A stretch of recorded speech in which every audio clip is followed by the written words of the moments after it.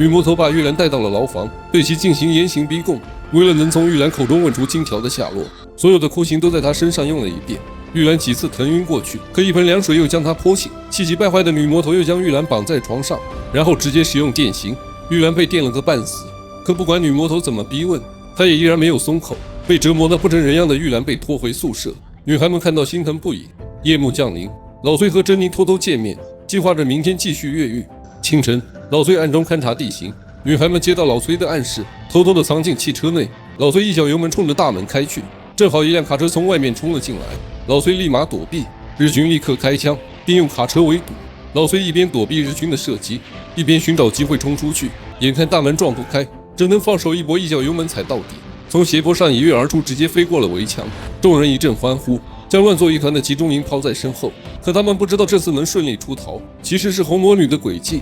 她早就查出老崔是游击队派来的卧底，之所以故意把他们放走，就是为了更快地找到黄金的下落。故意阻拦就是不想他们起疑心。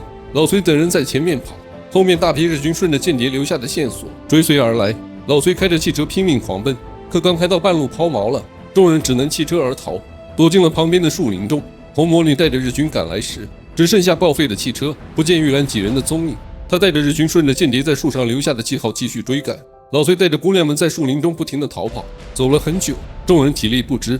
老崔决定在石岩上休息片刻。独处时，盲女无意间发觉了间谍的存在，可是她看不到，还没来得及大喊，就被对方用石头砸到，扔在水中。就在众人休息好准备出发了，老崔发现盲女不见了，他急忙转身去找，最后看到水里的尸体，旁边的石头上还留着他们正要逃跑的方向，瞬间就明白了怎么回事。他把间谍留下的线索用石头盖住，将计就计在旁边画上了反方向的标志。老崔急忙将事情缘由告诉了珍妮，并让她带人匆匆离开，自己去引开追兵。很快日军来到这里，果然中计了，朝着假标志的方向赶去。跟着老崔留下的标志来到了一个山洞，日军怎么也没有想到游击队早就埋伏在这里了，打得日军措手不及，最后被杀得所剩无几。另一边，珍妮带着剩余的几个女孩继续结伴而行。路过一处山洞时，眼前的景象勾起了玉兰的记忆，带着珍妮朝着山洞跑去，在蛛网遍布的草堆里找到了遗失的金条。就在众人欢喜之际，一声枪响打破了宁静，间谍黄霞终于露出了真面目。他举着枪打中了玉兰，几人接连被打中，珍妮趁机将他扑倒在地，扭打在一起。但他并不是黄霞的对手。就在黄霞准备杀了珍妮的时候，还好没子弹了。在这千钧一发之际，老崔赶了过来，和他扭打在一起。内奸打不过，趁机向洞外跑去，却不想被赶来的日军当成敌人误杀了。重逢后的老崔和珍妮十分激动，紧紧抱在一起。日军为了将老崔等人逼出来，命令士兵点燃杂草，将浓烟灌入洞内，预备瓮中捉鳖。老崔知道硬冲出去只有死路一条，急中生智将装黄金扔出洞外，分散日军注意力，又将满毒蛇的箱子向洞外扔去。日军因为打开第一个箱子是金条，所以第二个宝箱扔出来时，响都没响就打开了，毒蛇从里面钻了出来。日军吓得惊慌失措，老崔趁机从洞里冲了出来，将洞口的日军都解决了。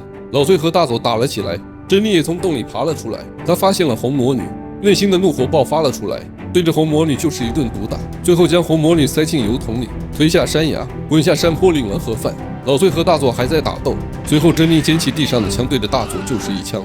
大佐中枪的同时，珍妮也被身后的日本兵打中了。老崔悲痛欲绝，对着日本兵就是一顿乱打，最终日军全部歼灭。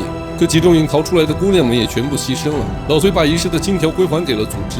战争是很残酷的，它能破坏一个国家的未来，更能摧毁一个人的一生。愿世界和平，永无战争。